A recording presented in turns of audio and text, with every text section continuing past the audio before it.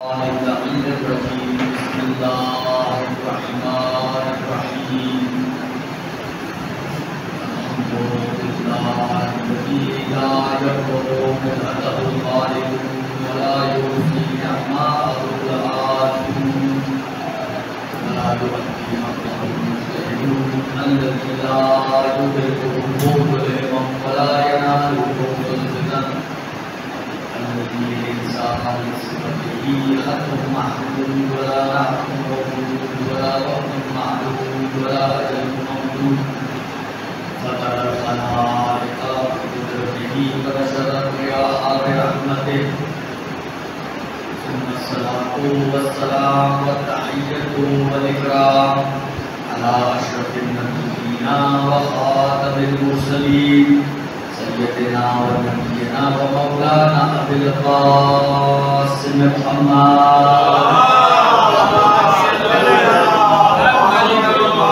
وعلى أهل بيته الطيبين الطاهرين المعصومين المذمومين الذين أذهب الله عنهم الرجس وطهرهم تطهيرا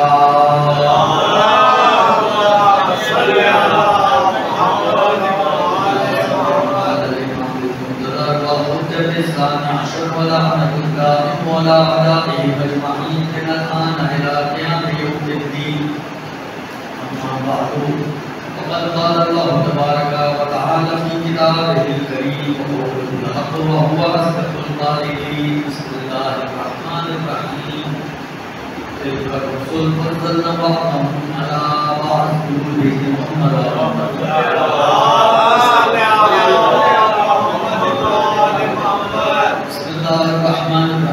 اللهم كن نبيك الحجة ابن الحسن صلواتك عليه وعلى آبائه في هذه الساعة وفي كل ساعة وليا وحافظا وقائدا وناصرا ودليلا وعينا حتى تسلمه أرضك توحا وتمتعهم فيها طويلا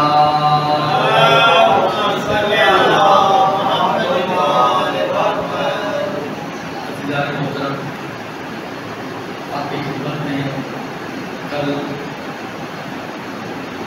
اس بات کو بیان کیا کہ جب پروردگار عالم کا آخری رسول تشریف لائے تو کائنات کے اندر عجائبات تغیرات وجود میں آئے جس کی بنا پر خود اہل مکہ پریشان ہوئے اور انہیں ایسا لگا کہ جیسے قیامت برپا ہونے والی ہے جس کا تذکرہ اہل کتاب کے روح رسالہ نے کتابوں میں موجود تھا انہوں نے بیان کیا تھا. پھر وہاں کے انتہائی عقل مند انسان نے امر ابن امیہ نے علامت بیان کی کہ اس طرح طے کیا جائے کہ یہ قیامت برپا ہونے والی ہے یا کوئی امر عجیب وجود میں آنے والا ہے. تو اس قیامت علائم کے ذریعے انہوں نے یہ دیکھا کہ قیامت کی نشانی تو نہیں ہے کیونکہ امر عجیب وجود میں آنے والا ہے. اور پھر وہ سارے واقعات کل اشارت نام کو پیش کیے جس کے بعد ہم مرتبہ اس دنیا میں پیش کرتا ہے. یہ اہتمام جو پروردگار عالم نے اپنے حبیب کو اس کائنات میں بھیجنے کے لیے کیا یہ اہتمام بیان کرتا ہے کہ آنے والا کوئی بہت ہی بڑی شخصیت کا حامل ہے.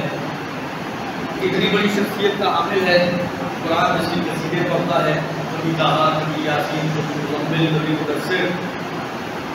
کبھی پروردگار عالم اپنے حبیب کا قصیدہ اس انداز سے پڑھتا ہے کہ رحمت للعالمین قرار دے رہا ہے. کبھی لقد کان لکم فی رسول اللہ اسوۃ حسنہ کہہ رہا ہے اور رسول خدا کو ساری امت کے لیے نمونہ عمل قرار دے رہا ہے.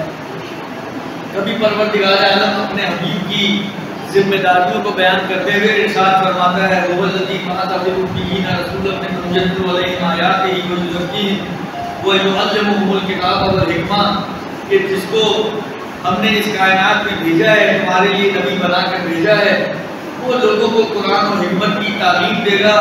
یعنی اس انسانیت کا معلم کر ہم نے بھیجا ہے۔ پھر کبھی پروردگار عالم نے رسول کی اطاعت کو اپنی اطاعت قرار دیا، وَمَن يُطِعِ الرَّسُولَ فَقَدْ أَطَاعَ اللَّهَ، جس نے رسول کی اطاعت کی اس نے خدا کی اطاعت کی۔ کبھی رسول کے عمل کو اپنا عمل قرار دیا، مَا رَمَيْتَ إِذْ رَمَيْتَ وَلَٰكِنَّ اللَّهَ رَمَىٰ، کہ اے رسول جب تم کنکریاں پھینک رہے تھے تو تم نہیں پھینک رہے تھے بلکہ پروردگار عالم پھینک رہا تھا۔ یعنی عجیب انداز سے پروردگار عالم، کبھی پروردگار عالم رسول کی خواہش کے مطابق، رسول کی تمنا کے مطابق مسلمانوں نے قبلے کو تبدیل کر رہا ہے کہ بیت المقدس سے بدل کر کعبے کی طرف پھیر رہا ہے۔ ہم اے رسول ہم بار بار کہہ رہا آسمان کی طرف رخ کرنے کو دیکھ رہے ہیں اور ہم تیری پسندیدہ قبلے کو مسلمانوں کا قبلہ قرار دیں گے۔ یعنی پروردگار عالم نے رسول کی چاہت اور رسول کی پسند کا قبلے میں خیال رکھا اور تحویل قبلے کی آیت نازل ہو گئی اور قبلہ بیت المقدس سے ہٹ کر کعبہ مشرفہ کی طرف قرار پایا۔ اور سوچیں تو صحیح کہ یہ کیسا انسان ہے جس کی اطاعت خدا کی اطاعت، جس کا فعل خدا کا فعل، جس کو اللہ کا جب پروردگار عالم کہتے ہیں کہ اے رسول جب ہم نے تمہیں بغیر سرپرست کے پایا تو ہم نے تمہاری سرپرستی کی، ابو طالب کے ذریعے سے جب ہم نے تمہیں بے مال پایا تو ہم نے تمہیں مال عطا کیا خدیجہ کے ذریعے سے۔ یعنی انسان سوچے تو صحیح کہ کیسا انسان ہے کہ جس کو پروردگار عالم نے اس عالم بشریت کے لیے نمونہ عمل قرار دیا ہے۔ کبھی دیکھیں پروردگار عالم کو بھی اندازہ تھا کہ جن لوگوں کے درمیان یہ شخص جا رہا ہے، جن لوگوں کے درمیان اس کو مقبوض کیا جا رہا ہے، وہ اتنی آسانی سے ماننے والے نہیں ہیں۔ وہ بھی تو خدا کی مخلوق ہے، میں نے عرض کیا تھا کہ اپنی مخلوق کو خدا بہتر سمجھتا ہے، ہمارے اور آپ سے زیادہ بہتر خدا سمجھتا ہے کہ میں نے جو مخلوق بنائی ہے وہ کیسی ہے۔ تو خدا کو بھی اندازہ ہے کہ یہ جن کے درمیان جا رہا ہے وہ اتنا آسان لوگ نہیں ہیں، لہذا پروردگار عالم نے ویسے تو کئی آیات ایسی ہیں کہ جو رسول خدا اور اہل بیت رسول کی عصمت کے اوپر دلیل بن سکتی ہیں، کئی آیات ہیں، لیکن بہت ہی مشہور دو آیتیں میں آپ کے سامنے اشارہ کروں جس کو آپ لوگ جانتے ہیں کہ وَمَا يَنطِقُ عَنِ الْهَوَىٰ إِنْ هُوَ إِلَّا وَحْيٌ يُوحَىٰ۔ دیکھیے رسول کا کام کیا ہے؟ ابھی عرض کیا سورہ زمر کی جو آیت میں نے پڑھی کہ بَعَثَ فِي الْأُمِّيِّينَ رَسُولًا مِّنْهُمْ يَتْلُو عَلَيْهِمْ آيَاتِهِ وَيُزَكِّيهِمْ وَيُعَلِّمُهُمُ الْكِتَابَ وَالْحِکْمَةَ، کتاب و حکمت کی تعلیم دے گا، آیات الہی کو پڑھ کے سنائے گا اور تزکیہ نفس کرے گا۔ لیکن اس بات کا خدشہ تو تھا کہ جن کے سامنے پروردگار عالم کا یہ رسول آیات الہی پڑھ کے سنائے وہ رسول خدا کی نہ مانے، وہ کہیں گے یہ الہی کلام نہیں ہے۔ لیکن عصمت آپ کی ضرورت نہ ضرور کیا کانسیپٹ ہے عصمت کا، ضرورت کیا ہے؟ ہم کہتے ہیں کہ امام کو نبی کو معصوم ہونا چاہیے، کیوں ہونا چاہیے؟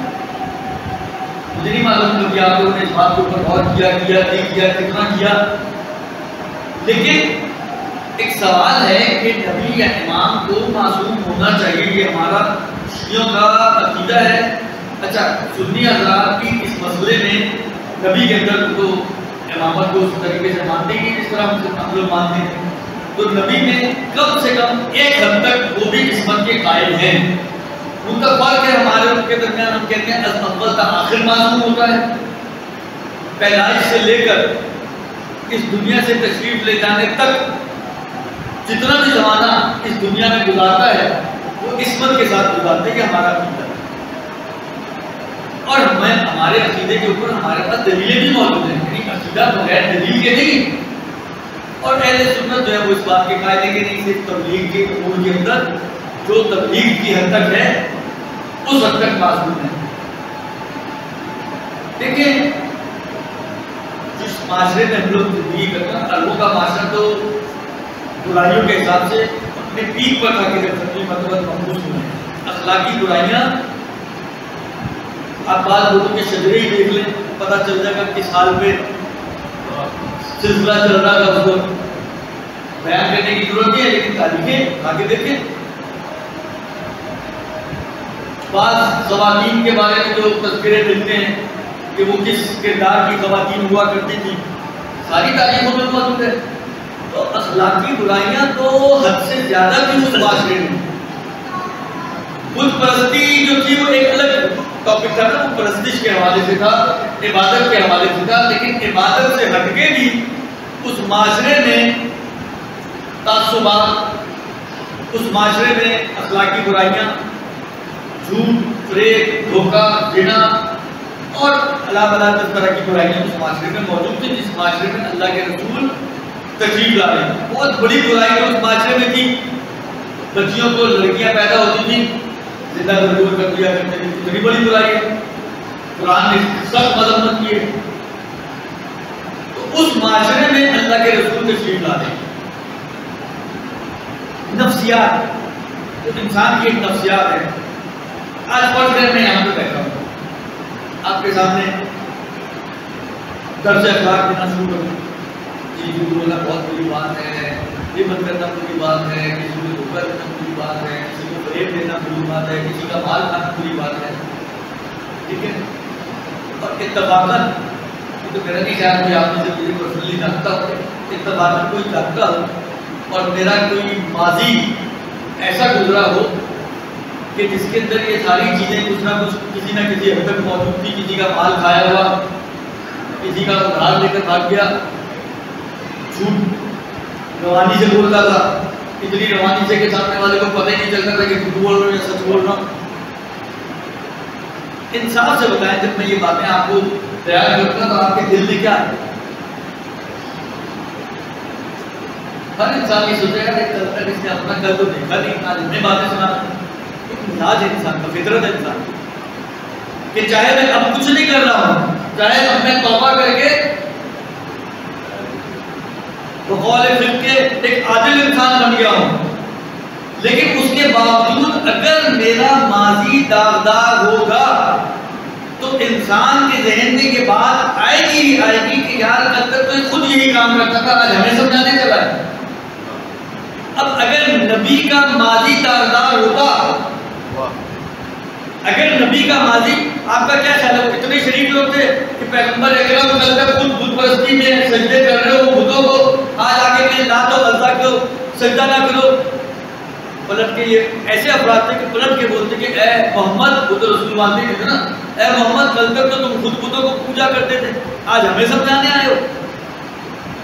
لہذا ضروری تھا، اس بات کی ضرورت تھی کہ پروردگار عالم جس انسان کو ہدایت کے لیے چن رہا ہے، جس انسان کو ہدایت کے لیے بھیج رہا ہے، اس کا معصوم ہونا ضروری تھا. جس طرح اس کا حال بیدار ہے اسی طرح سے اس کا مستقبل بھی بیدار ہونا چاہیے، اور اسی طرح سے اس کا ماضی بھی بیدار ہونا چاہیے. اگر کہیں ماضی میں اتنا سا دھبا بھی ملتا، یقین مانے یہ امت کبھی رسول کے قریب زمانہ ہوتی.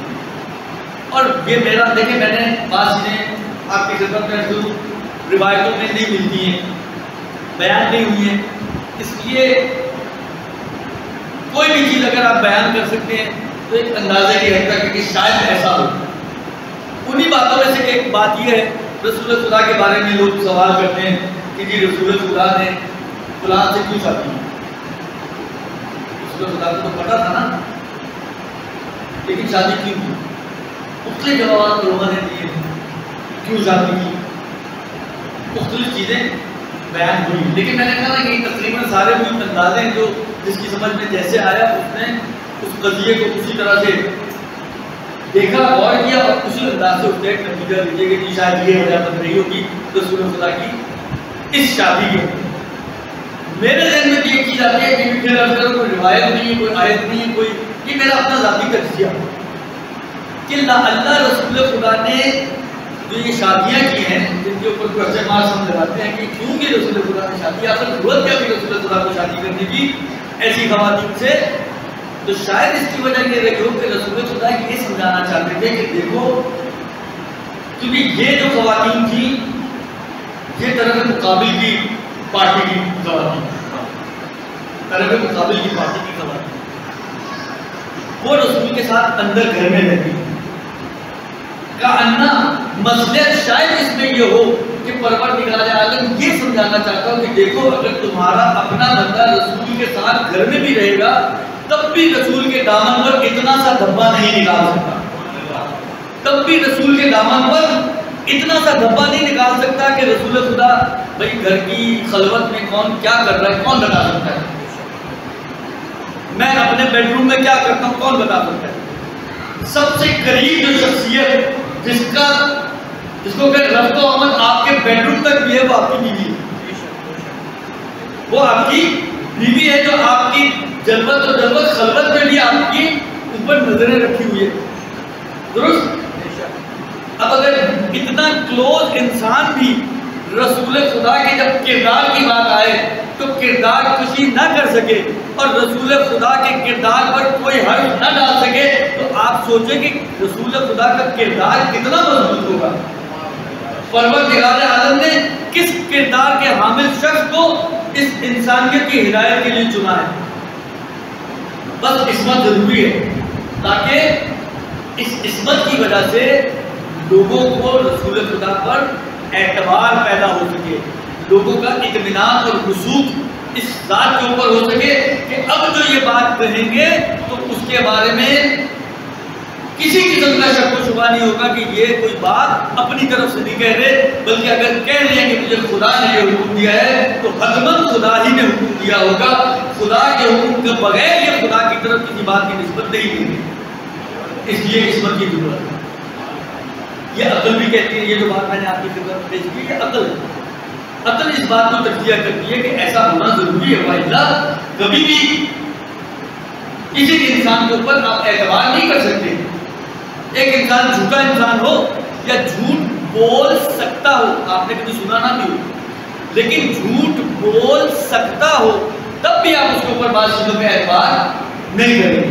اب آپ خود بتائیں، جنت آپ نے دیکھی، جہنم آپ نے دیکھی، پل صراط آپ نے دیکھا، میزان آپ نے دیکھا، صلح آپ نے دیکھا، پچھلے انبیاء آپ نے دیکھے، کون سی چیز ہے جو آپ نے دیکھی ہے اور نہیں مانتے؟ خدا کو مانتے ہیں کہ نہیں مانتے؟ گزشتہ انبیاء کو مانتے ہیں کہ نہیں مانتے؟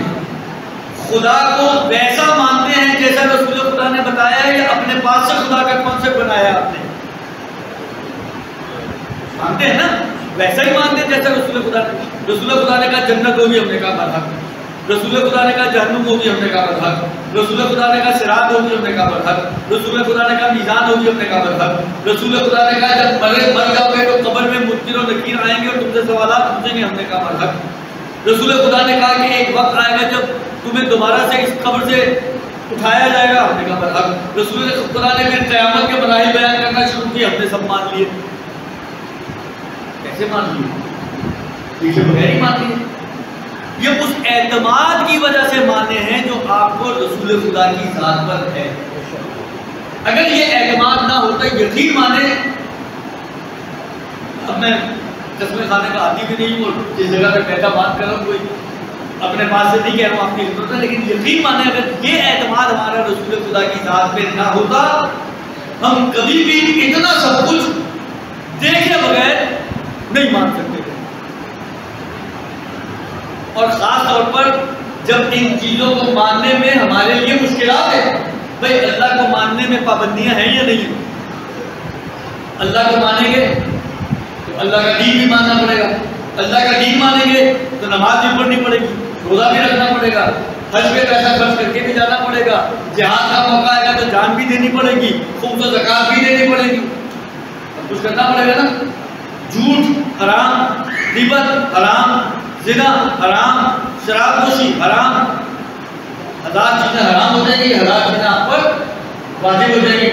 حرام اور واجب کا مطلب پابندیاں، حرام اور واجب کا مطلب پابندیاں۔ تو اللہ کو ماننے کے بعد کتنا پابند ہو جاتا ہے انسان؟ اللہ کو اگر مان لیا کتنا پابند ہو جاتا ہے؟ اب نماز نہیں پڑھیں گے قیامت میں عذاب، روزہ نہیں رکھیں گے قیامت میں عذاب، حج واجب ہونے کے بعد حج پہ نہیں جائیں گے تو رسول کی حدیث ہے کہ جو مرے گا وہ یا یہودی کی موت مرے گا یا عیسائی کی موت مرے گا، یعنی جاہل کی۔ رسول خدا کو ماننے کے باوجود ایسی ہوں. اسی طرح باقی ساری چیزیں محرمات کو انجام دیں گے، گناہ کے کام کو انجام دیں گے، پھر اتنی بڑی آتش جہنم ہمارے سامنے پروردگار عالم نے سجا کے رکھی ہے کہ اس کے شعلے جب نظر آئیں انسان کو تو خود بخود انسان کا پتا پانی ہو جائے. تو کہنے کا مقصد ہے کہ پابندیوں کے علاوہ اور کیا ہے، لیکن اس کے باوجود انسان مان رہا ہے، جنت کو مان رہا ہے، جہنم کو مان رہا ہے، یہ باقی ساری چیزیں قیامت برزخ سب کچھ مان رہا ہے، جس میں صرف سختیاں ہی سختیاں، آسانیاں کہیں پہ بھی نہیں ہیں. اگر مان لیں اور انکار کر دیں تو آزاد، انکار کر دیں تو آزاد. لیکن اس کے باوجود ہم اپنی اختیار سے، اپنی مرضی سے اللہ کو بھی مانتے ہیں، اللہ کے بنائے ہوئے دین کو بھی مانتے ہیں، ان پابندیوں کے بھی قائل ہوتے ہیں. کیوں؟ رسول خدا پر اعتماد کی وجہ سے. اس اعتماد کی وجہ سے جو انسان کو رسول خدا پر ہے، اور یہ اعتماد ایسے نہیں بنا، یہ اعتماد رسول خدا پر ایسے ہی نہیں بنا. ہماری عقل ہے، آیات ہیں، روایات ہیں جو رسول خدا کو ایک ایسی شخصیت کے طور پہ پیش کرتی ہیں کہ انسان یہ کہتا ہے کہ یہ اس کے آگے اور کچھ نہیں ہوتا. اس کے باوجود کہ عقل ہماری رہنمائی کر رہی ہے کہ نبی کو معصوم ہونا چاہیے، پروردگار عالم نے ایک جگہ پر رسول کی زبان کی تصدیق کی ہے اور سب نے اس کے اوپر اپنی مہر لگائی ہے، اور ایک جگہ پر پورے رسول کی ذات کے اوپر تصدیق کر کے مہر لگائی ہے. وما ينطق عن الهوى میں اس کے نطق کی بات کی ہے، یہ ہمارے کہے کے بغیر بولتا نہیں ہے رسول. وما ينطق عن الهوى ان هو الا وحی، اپنی خواہش سے بھی کچھ بولے گا، جو بولے گا وہ وہی ہوگی. اس کا مطلب کیا ہوا کہ پروردگار عالم نے رسول خدا کی زبان پر اپنی مہر لگا دی کہ اس کی زبان سے نکلا ہوا ہر لفظ سمجھو ہماری زبان ہے، ہمارا قول ہے، ہماری بات ہے. اور ایک مرتبہ آئے تطہیر کے ذریعے پورے کے پورے رسول کے اوپر مہر لگا دی کہ انما یرید اللہ لیذھب عنکم الرجس اہل البیت ویطہرکم تطہیرا.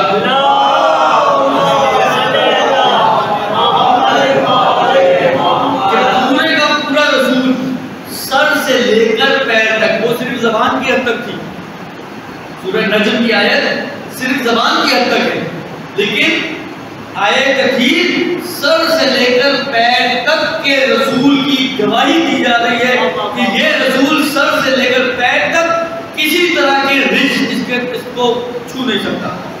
ہر طرح کی برائی سے، ہر طرح کے رجس سے یہ پاک و پاکیزہ ہے. وہ جو کہتے تھے حسبنا کتاب اللہ، ایک کاش اس آیت کو ہی پڑھ لیتے. یہ بولنے سے پہلے کہ رسول خدا نعوذ باللہ ہذیان کہہ رہے ہیں، اس آیت ہی کی تلاوت کر لیتے. اب ان کا کریں تو کیا کریں، وہ تو آیتوں کو دیکھ کے کہتے ہیں یہ تو آیت ایسے لگتی ہے جیسے پہلی دفعہ سنی، تو بندہ ایسے لوگوں کا کیا کرتا ہے. لیکن بہرحال پروردگار عالم نے کہہ دیا کہ دیکھو یہ سر سے لے کر پیر تک پاک و پاکیزہ ہے، اس کے اندر کسی قسم کی برائی موجود نہیں ہے. یہ کوئی ہجان زندگی بھر یہ ہجان نہیں کہہ سکتا. کمال کی بات ہے، ایک جملہ آپ کی خدمت میں کوئی گرو بھیج محمد میں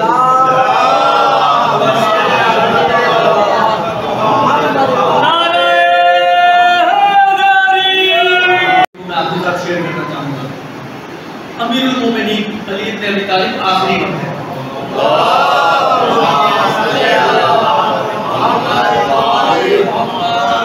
آخری وقت میرے مبارک سر پہ ضربت لگ چکی ہے اور جو پٹی بنی ہوئی ہے زرد رنگ کی ایسی ہو چکی ہے کہ اب چہرے کے رنگ اور اس پٹی کے رنگ میں فرق محسوس نہیں ہو پاتا. اس کیفیت میں میرے مولا آ چکی ہے. اور آخر وقت میں کچھ صحابی امیر المومنین کی خدمت میں آتے ہیں اور امیر المومنین سے بات چیت کرنا چاہتے ہیں.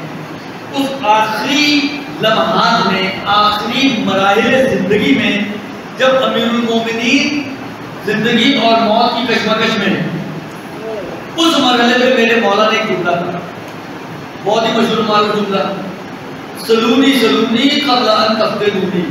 دیکھو مجھ سے جو پوچھنا ہے پوچھ لو اس سے پہلے کہ تم مجھے کھولو. بعد نے کہا کہ اس موقع پہ امیر المومنین نے جملہ کیوں کہا؟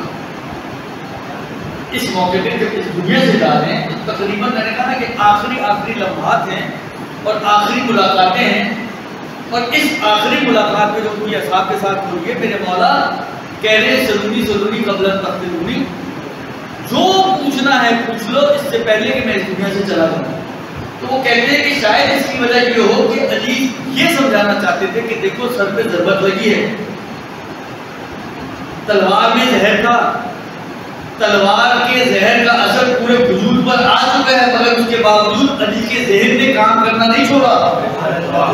علی کے ذہن نے کام کرنا نہیں چھوڑا. ابھی بھی تم اگر مجھ سے پوچھو گے تو جو پوچھو گے علی جواب دینے کے قابل ہے. تو جو علی رسول خدا کا وسیع ہو کر اس کا ذہن ضربت کھانے کے بعد اس کا ذہن زہر آلود تلوار کے اثرات کے باوجود کام کرنا نہ چھوڑے، تو یہ کیسے ہو سکتا ہے ایک تھوڑے سے بخار میں رسول خدا کا ذہن کام کرنا چھوڑ دے؟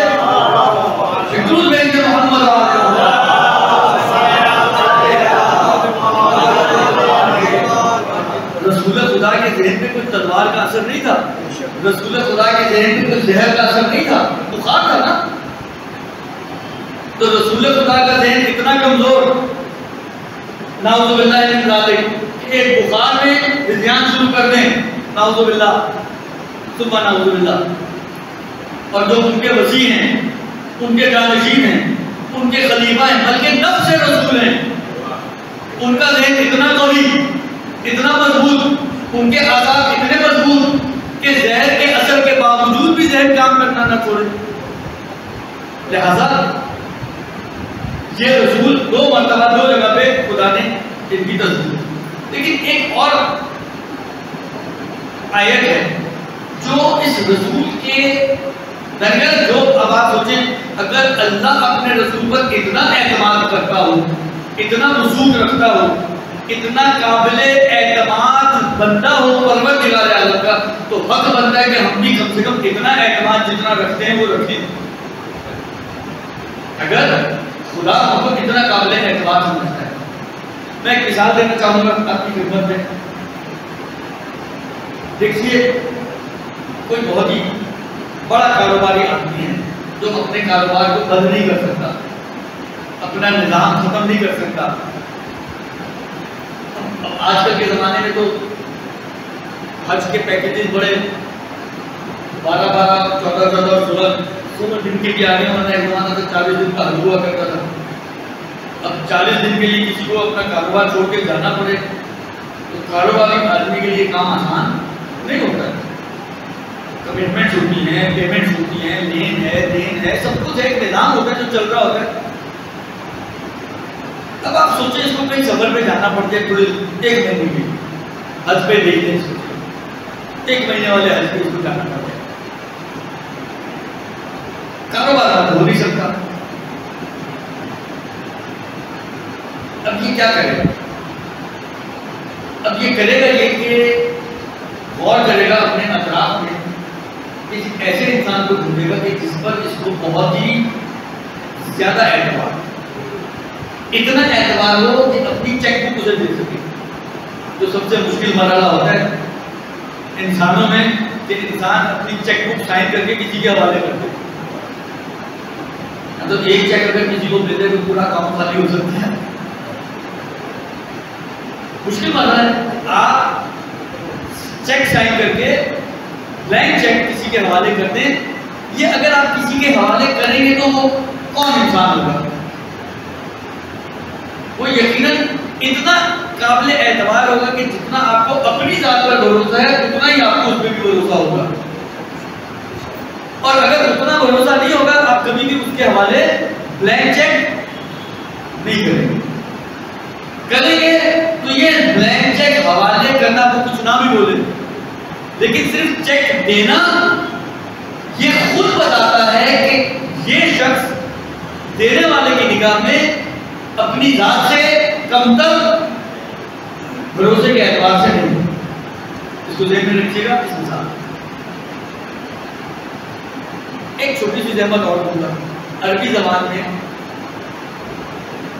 عربی گرامر کے حساب سے اگر ہم دیکھیں تو عربی زبان میں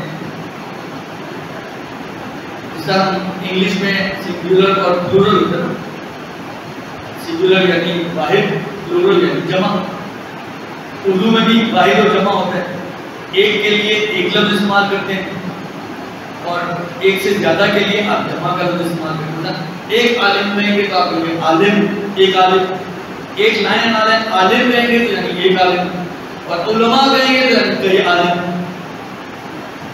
فاسق یعنی ایک فاسق، فساق یعنی کئی فاسق. ایک اور جمع، ایک سے اوپر چلے جائیں تو جمع ہے اور ایک ہے تو سنگولر ہے، مفرد ہے، واحد ہے، مجموع ہے. عربی میں ایک اور جمع کے درمیان بھی ایک صیغہ آتا ہے جس کو کہتے ہیں تسنیہ، یعنی دو کے لیے، ایک کے لیے ایک لفظ، دو کے لیے ایک الگ لفظ، اور دو سے اوپر چلا جائے تو پھر ایک الگ لفظ. یہ عالم والی اگر ہم مثال لیں، ایک عالم کے لیے عالم، دو سے زیادہ کے لیے علماء، اور دو کے لیے عالمین یعنی دو عالم. آپ نے وہ حدیث سنی ہے جو رسول خدا نے حسنین کے بارے میں کہی، ہاتان ابنان، یہ میرے دو بیٹے، ابنان ابن واحد، ابنان تسنیہ، یعنی یہ میرے دو بیٹے. ہاتان ابنان امامین، یہ میرے دونوں بیٹے دو امام ہیں. اگر ترجمہ ایکوریٹ کرنا چاہیں، ہاتان ابنان، میرے یہ دو بیٹے امامین، یہ دونوں امام، دو امام. قاما چاہے دونوں کھڑے ہو جائیں، قیام کریں، اور قعدہ یا دونوں بیٹھ جائیں، یعنی چاہے جنگ کریں چاہے سلو کریں، دو بھی ترجمہ کیا ہے. تو ایک کے لیے ایک صیغہ، دو کے لیے ایک دوسرا صیغہ، اور دو سے اوپر ہو جائے تو جمع کا صیغہ. واحد، تثنیہ اور جمع، واحد، تثنیہ. اچھا یہ عربی ہے اور عرب اسی طرح استعمال کرتے ہیں کہ ایک کے لیے ایک کا صیغہ لے کر آتے ہیں، دو کے لیے دو کا لے کر آتے ہیں، دو سے زیادہ ہو جائے تو پھر تین والا یعنی جمع والا صیغہ لے کر آتے ہیں جب دو سے بڑھ جائے. کبھی دو کے لیے تین والا صیغہ نہیں لے کر آئیں، کبھی ایک کے لیے تین والا صیغہ اصل استعمال کے حساب سے نہیں لے کر آئیں گے، مگر یہ کہ استعمال میں کوئی مصلحت ہے، مگر یہ کہ استعمال میں کوئی مصلحت ہے. اگر مباحثہ آپ لوگوں کے ذہنوں میں ہے، جو لفظ آیت میں آیا ہے، آیت نے کیا کہا؟ آیت نے کہا کہ وَمَنْ حَاجَّكَ فِيهِ مِنْ بَعْدِ مَا جَاءَكَ مِنَ الْعِلْمِ فَقُلْ تَعَالَوْا نَدْعُ أَبْنَاءَنَا وَأَبْنَاءَكُمْ وَنِسَاءَنَا وَنِسَاءَكُمْ وَأَنفُسَنَا وَأَنفُسَكُمْ ثُمَّ نَبْتَهِلْ فَنَجْعَلْ لَعْنَتَ اللَّهِ عَلَى الْكَاذِبِينَ. اے رسول، اگر یہ حجتیں قائم ہونے کے باوجود تمہاری بات نہیں مانتے تو ان کو مبالغے نہ ہو، ان کو بولو تم اپنے بچوں کو لے آؤ، ہم اپنے بچوں کو لے آئیں گے، تم اپنی عورتوں کو لے آؤ، ہم اپنی عورتوں کو لے آئیں گے، تم اپنے نفسوں کو لے آؤ، ہم اپنے نفسوں کو لے آئیں گے. اچھا اب مباحثے میں جو عیسائی آئے ہوئے تھے نجران کے، وہ تو پوری ایک ٹیم آئی تھی نا، پورا ایک گروہ تھا، تو اس میں تو ہو سکتا ہے مرد بھی ہوں، عورتیں بھی ہوں، وہ کیا کیا لے کر آئیں گے وہ تو وہ لوگ طے کریں گے. لیکن رسول خدا نے کیا لے کر آنا ہے یہ تو رسول خدا نے طے کرنا نا، یہ تو وہ طے نہیں کریں گے، یہ رسول خدا طے کریں گے کہ مجھے کسے لے کر جانا ہے. اچھا لفظ کیا ہے؟ ابناءنا ونساءنا وانفسنا، تینوں صیغے ہیں جمع کے، تینوں صیغے ہیں جمع کے. ابناءنا جمع کا صیغہ اپنے بچوں کو، نہ اپنے دو بچوں کو، دو نہیں، اپنے بچوں کو جتنے مرضی لے، اپنی عورتوں کو جتنی مرضی لے آؤ، ایک عورت نہیں جتنی مرضی لے آؤ، اپنے نفسوں کو جتنے مرضی لے آؤ. اب یہی ان کے لیے بھی ہے، یہی رسول خدا کے لیے. اب تینوں جگہ جمع کا صیغہ ہے، اس جمع کا صیغہ ہونے کا تقاضا کیا تھا کہ رسول خدا کم سے کم تین تو لے کر آتے، رسول خدا کم سے کم تین تین تو لے کر آتے ہیں، لیکن رسول خدا نفسوں میں ایک لے کر گئے، عورتوں میں ایک لے کر گئے، بچوں میں دو لے کر گئے. عورت کہیں بھی پورا نہیں ہوا، ادب کہیں بھی پورا نہیں ہوا. نہ نساء میں تین لے کر گئے، ایک ہی لے کر گئے، نہ بچوں میں تین لے کر گئے، دو ہی لے کر گئے، اور نہ ہی نفسوں میں تین لے کر گئے، ایک لے کر گئے.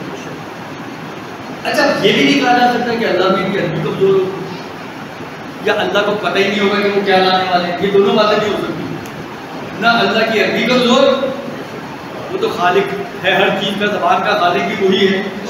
قرآن کو نازل کیا عربی مبین میں، اور ایسا قرآن نازل کیا عربوں کے درمیان نازل کیا، اور عربوں کو چیلنج کیا کہ اس جیسا قرآن بنا سکتے ہو تو بنا لو. پھر قرآن سے نیچے آئے، اس جیسے 20 سورے بنا سکتے تو بنا لو، اس جیسے 10 سورے بنا سکتے تو بنا لو، فَأْتُوا بِسُورَةٍ مِّن مِثْلِهِ، ایک سورہ اس جیسا بنا سکتے تو بنا لو. کتنی مضبوط عربی ہوگی قرآن کی، جو پروردگار عالم سب کو چیلنج کر رہے ہیں کہ کر سکتے تو بنا لو. لیکن آج تک یہ زمانہ ایک سورے کا بھی جواب نہیں لا سکتا. ایک چھوٹے سے سورہ، سب سے چھوٹا سورہ سورتوں میں سے سورہ عصر کا، اس سورہ عصر کا بھی جواب نہیں آ سکتا. اور یہ چیلنج دیا ہے اس زمانے میں جو فصاحت و بلاغت میں اپنی مثال آپ تھا. تو عربی خدا کی کمزور نہیں ہے، عربی اچھی طرح آتی ہے. خدا علم نہ ہو خدا کو کہ کون لے کر جائیں گے رسول خدا، یہ بھی نہیں ہو سکتا. وہ جو عالم الغیب والشہادہ ہے اسے کون سی چیز چھپی ہوئی ہے؟ تو پھر فلسفہ کیا ہے اس کا، علت کیا ہے، وجہ کیا ہے کہ اللہ کے رسول ایک ایک اور دو دو لے کر جا رہے ہیں، جبکہ اللہ نے تین تین کا صیغہ استعمال کیا ہے.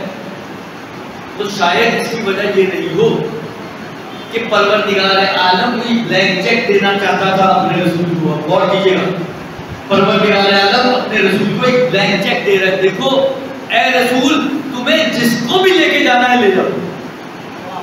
عورتوں میں سے اللہ کے رسول کے پاس اس میں کوئی عورت، یہ آپ کو پتہ ہے مبالغہ 9 ہجری کا واقعہ ہے. 9 ہجری میں ایسا نہیں کہ رسول خدا کی ایک اکلوتی بیوی تھی جناب خدیجہ، دنیا سے چلے گئے، اب کوئی ہے ہی نہیں ان کے پاس. ان کے حجرے میں، ان کے گھر میں 10-12 زوجات تو ابھی بھی موجود ہیں، اور جتنے بڑی بڑی امہات موجود ہیں. لے جاتے رسول خدا جناب زہرا کے علاوہ ایک دو اور کو بھی. بلینک چیک تو تھا نا، خدا نے تو کہا لے جاؤ، جتنی عورتیں لے کے جا سکتے ہو لے جاؤ. نساءکم و نساءنا، جتنی عورتیں لے کے جا سکتے ہو لے جاؤ. لیکن اللہ کا رسول لے کر گیا تو ایک، جبکہ لے کے جانا چاہتا تو ایک سے زیادہ لے کے جا سکتا تھا. نفسوں کی بات آئی، ایک کو لے کر گیا علی بن ابی طالب کو، جبکہ بڑے بڑے بڑے بڑے بڑے اصحاب وہاں پہ موجود تھے جو ہر لحاظ سے بڑے تھے. لے کے جانا چاہتے ہیں کسی کو لے جاتے ساتھ علی کے، دو بھائی کھانا پوری کر لی تھی نا، ایک لے کے جاتے علی کو، دو کسی کو بھی جاتے جاتے پکڑ لیتے، جاتے جاتے دو عورتیں اور پکڑ لیتے، جاتے جاتے کوئی ایک بچہ گلی سے اور پکڑ لیتے. لیکن خدا کو معلوم تھا کہ میرا حبیب انہیں، اگرچہ اس کے پاس گنجائش بہت ہے، لے کے جانا چاہے تو اپنی ساری ازواج کو لے کے جا سکتا ہے، لے کے جانا چاہے تو اپنے سارے اصحاب کو لے کے جا سکتا ہے. لیکن یہ رسول ایسا رسول ہے کہ اگر لے کے جائے گا تو صرف اسی کو لے کے جائے گا جو اس کا اہل ہوگا، کسی نااہل کو لے کے نہیں جائے گا. یہ اعتبار تھا خدا کو، تبھی نہ پروردگار عالم نے، اللہ نے اپنے رسول کے ہاتھ میں ایک بلینک چیک دے دیا کہ اے رسول جسے لے کے جانا ہے لے کے جا سکتے ہو، بچوں میں جس کو لے کے جانا ہے لے جاؤ، عورتوں میں جس کو لے کے جانا ہے لے جاؤ، نفسوں میں جس کو لے کے جانا ہے لے جاؤ. مگر اللہ کے رسول نے جو اس وقت اس مباہلے کے اہل تھے انہی کو لے کر گئے. نفسوں میں علی بن ابی طالب کو لے کر گئے، بچوں میں حسین کو لے کر گئے، عورتوں میں فاطمہ زہرا سلام اللہ علیہا کو لے کر گئے.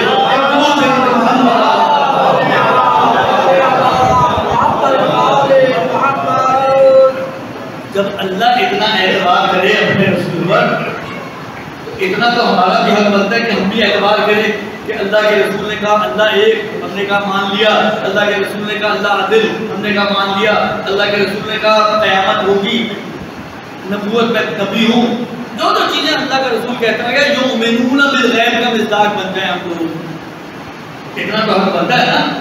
بس یہی وجہ ہے، یہی اعتبار ہے جس اعتبار کے اوپر اس دین کی بنیاد کھڑی ہے. اگر رسول خدا سے آپ اعتبار ہٹا دیں ختم ہو گیا آپ کا دین. دین کا پوری کی پوری بلڈنگ زمین کو اصول ہے اگر رسول خدا کے اعتبار کو انسان ختم کر دے.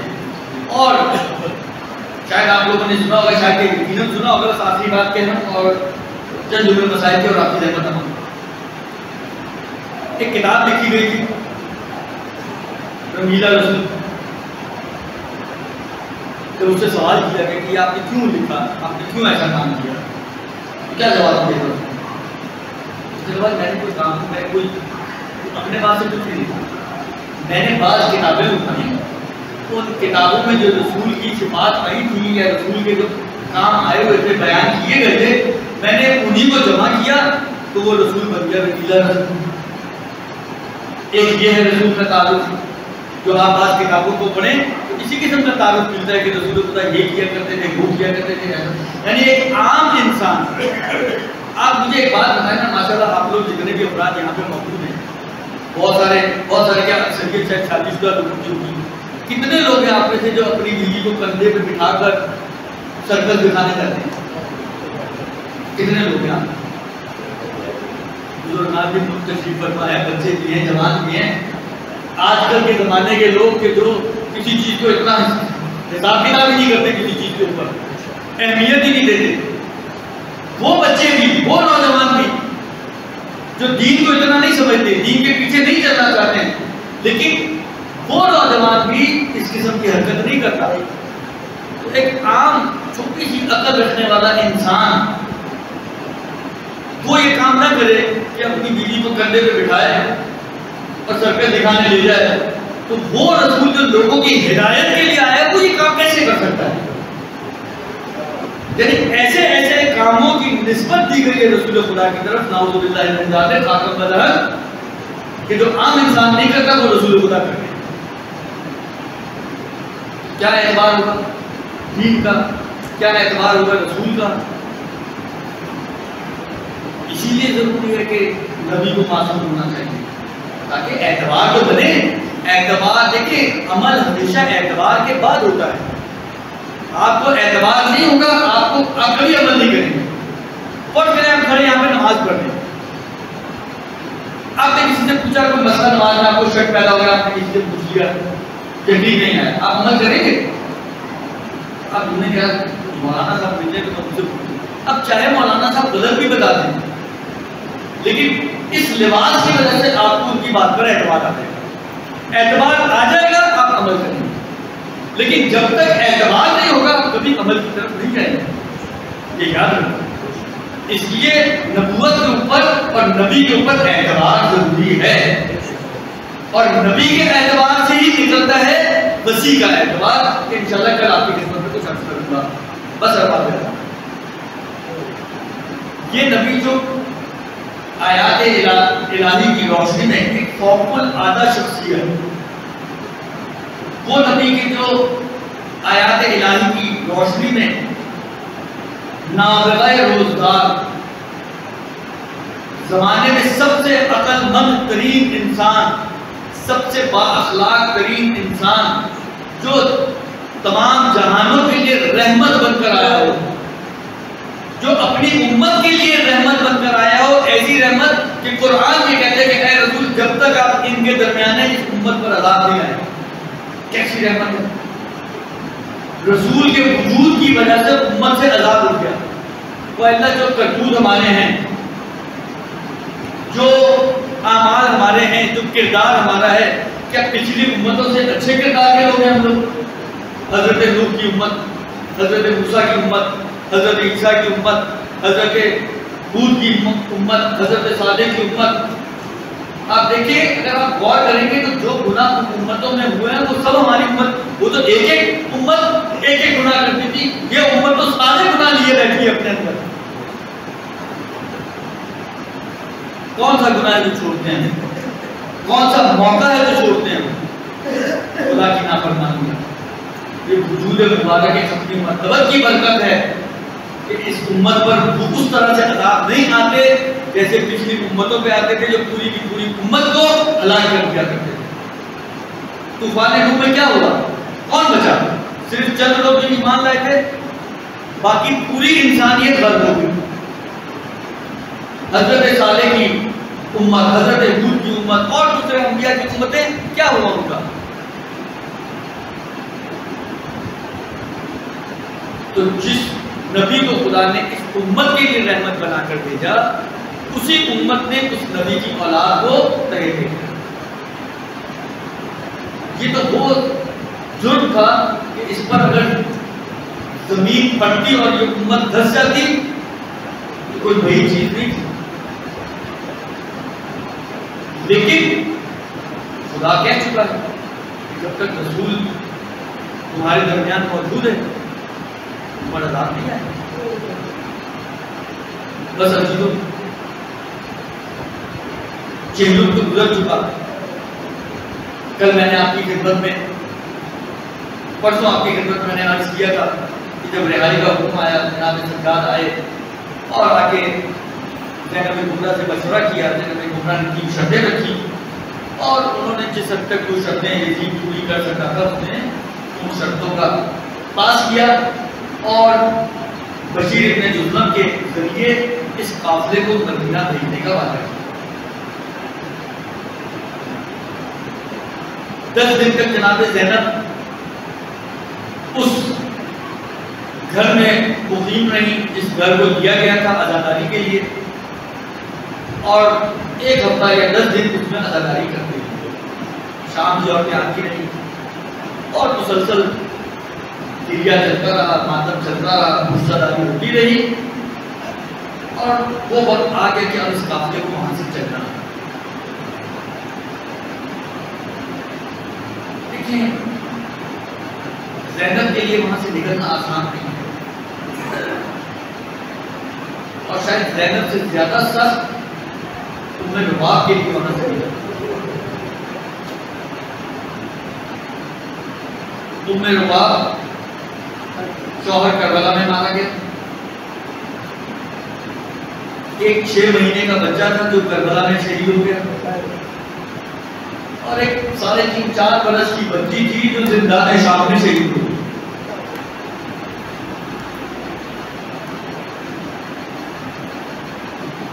جب یہ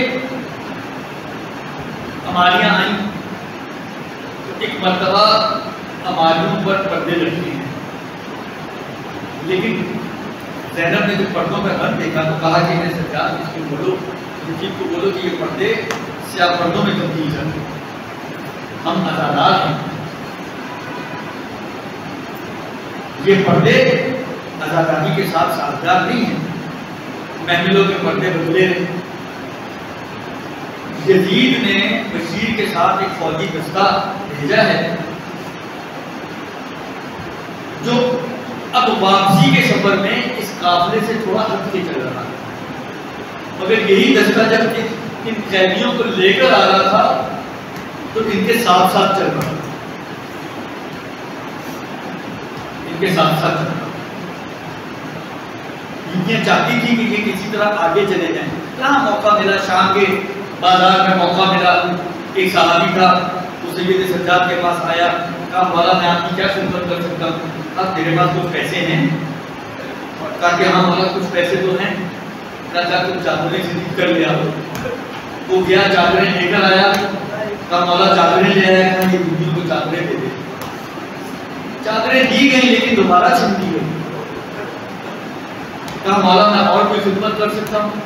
کہا اگر کچھ پیسے بچے ہوں تو یہ جو نیزے بردار سروں کو لے کر بیویوں کے آگے پیچھے کھڑے ہیں یہ پیسوں کے لالچی ہیں، ان کو پیسے دے کہ یہ بہت آگے چلے ہیں۔ اس نے ان نیزے برداروں کو پیسے دے کر آگے بھیجا تاکہ بیویوں کی طرف سے لوگوں کی نگاہیں ہٹ جائیں۔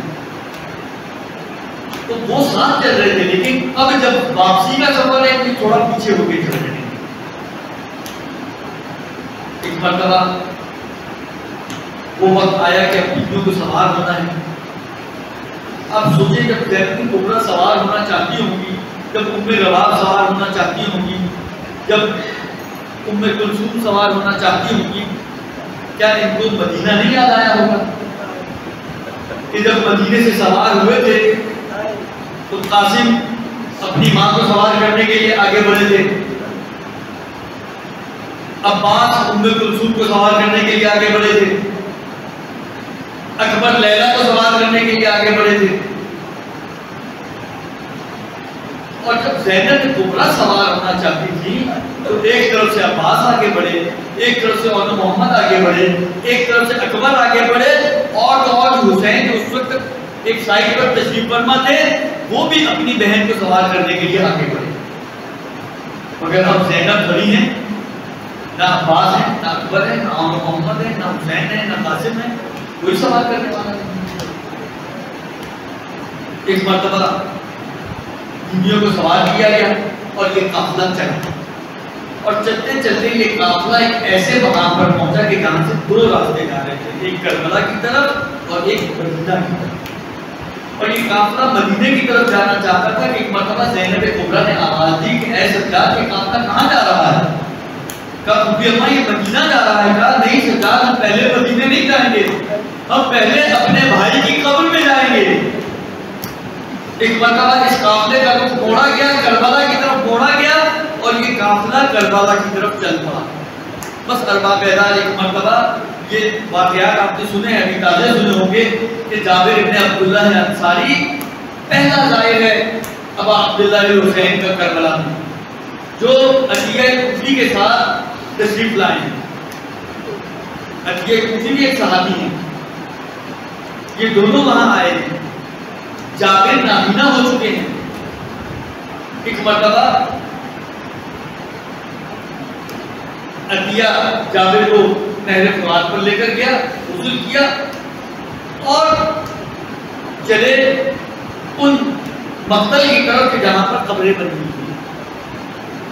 اور عطیہ سے کہتے ہیں جابر کہ جب ان قبروں کے قریب پہنچے تو مجھے بتا دینا. قبروں کے قریب پہنچے ایک مرتبہ جابر نے کیسے پہچانے؟ جابر تو ویسے ہی نابینا ہے، کوئی نشان تو نہیں لگا ہوا کہ یہ حسین کی قبر ہے، کس کی قبر ہے، وہ کس کی قبر ہے.